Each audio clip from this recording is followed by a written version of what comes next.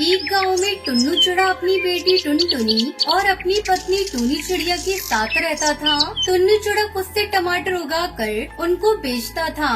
टुनटुनी को उसके पिता का काम पसंद नहीं था, क्योंकि उसके लिए बहुत मेहनत करनी पड़ती थी।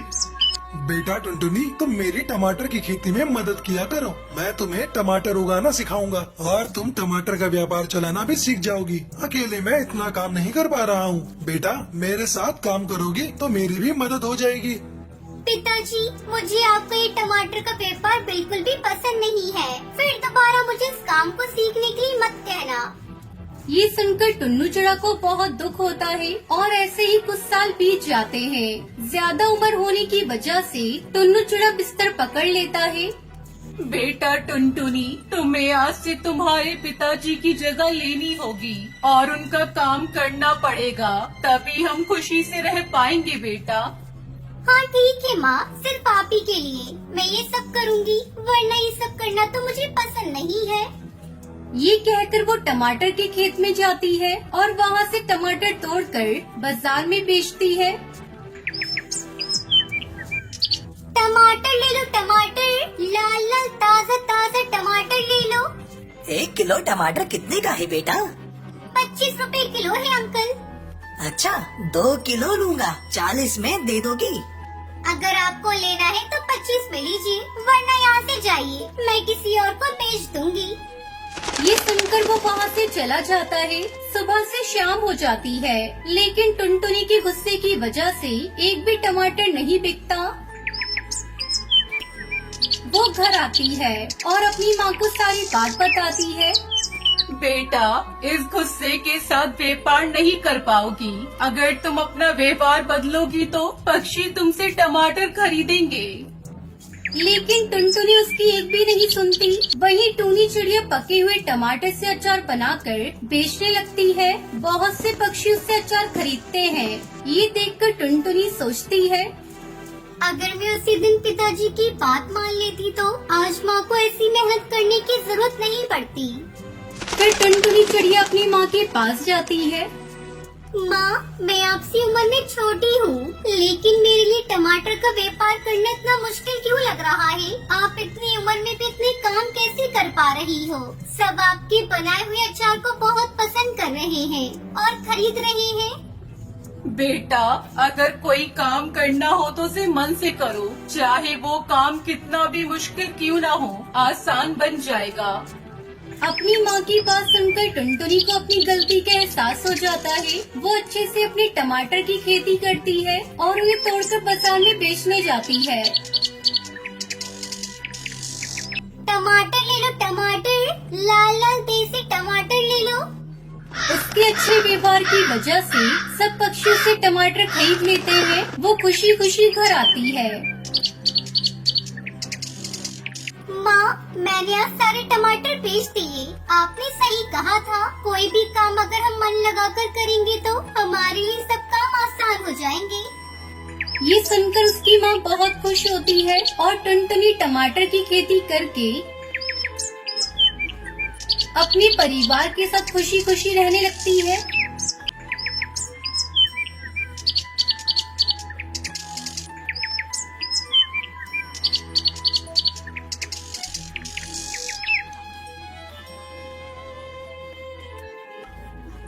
एक गांव में टुनटुनी चिड़िया अपनी दादी के साथ रहती थी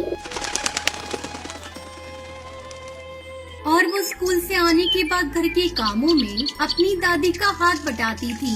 तब उसकी दादी ने उसे चाय बनाना सिखाया। वो बहुत ही स्वादिष्ट चाय बनाती थी।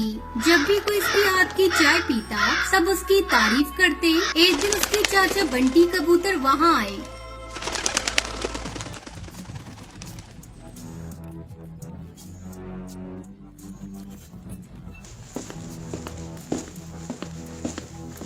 आहा टुनटुनी, तुम्हारे हाथों में जादू है। ये चाय सच में बहुत स्वादिष्ट है। धन्यवाद अंकल, मुझे खुशी है कि आपको मेरी चाय पसंद आई। मेरी चाय का स्वाद चखने वाले सभी पक्षियों ने मेरी बहुत तारीफ की है। टुनटुनी, तुम बाजार में चाय क्यों नहीं बेचती? मुझे यकीन है कि तुम इससे कुछ पैसे कमा सकती हो।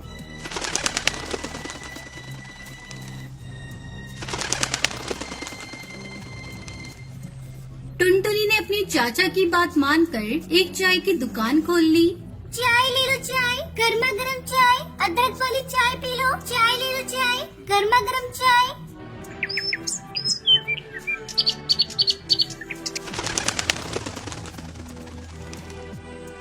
उसके चाय पीने के लिए गांव के मुखिया हरिया तोता वहां आते हैं।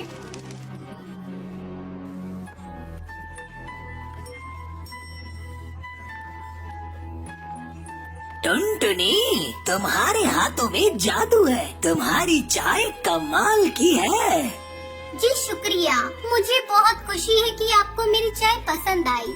टुनटुनी, तुम अपने भविष्य के बारे में सोचो। मेरी मानो, तुम शहर के पक्षियों को भी अपने हाथों की चाय पिलाओ। इससे तुम्हें अच्छे पैसे मिलेंगे।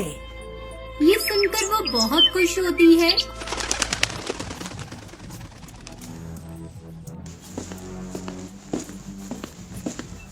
और मुखिया की बात मानकर शहर के टी स्टॉल पर काम करने लगती है। लेकिन वहाँ के चाय बनाने के तरीके को देखकर वो अपने गांव जाना चाहती थी। सर, मैं यहाँ काम नहीं कर सकती। मैं ये नौकरी छोड़ना चाहती हूँ। क्या तुम्हें तो यहाँ एक भी दिन नहीं हुआ और तुम काम छोड़ना चाहती हो? कम से कम मुझे कारण तो बताओ कि तुम क्यों छोड़ना चाहती हो? मुझे चाय बनाने का तरीका पसंद नहीं है। चाय बनाने के लिए आप जिस दूध का इस्तेमाल करते हैं वो मिलावटी है, और साथ साथ जो चाय पत्ती, चीनी और कप इस्तेमाल हो रहे हैं वो भी गलत हैं। अच्छा, ये बात है। तो तुम हमें चाय बनाकर पिलाओ, जरा हम तो देखें कि चाय कैसी बनती है। ये सुनकर टुनटुनी अपने देसी तरीके और बहुत प्यार से चाय बनाती है, जिसे पीकर उसका मालिक बहुत खुश हो जाता है। अरे वाह टुनटुनी, मैं तुम्हें गलत समझ रहा था। मुझे सही में स्वाद बहुत पसंद आया। वाकई बहुत बढ़िया है। अब से हम तुम्हारे नुस्खे के अनुसार चाय बनाएंगे। ये सुनकर टुनटुनी बहुत खुश होती है और शहर के पक्षियों को अपने हाथ से चाय बनाकर चाय पिलाती। अब उसका शहर में भी नाम हो जाता है। ये देखकर उसकी दादी माँ उस पर बहुत गर्व करती है और टुनटुनी चाय बेचकर अच्छे पैसे कमाने लगती है।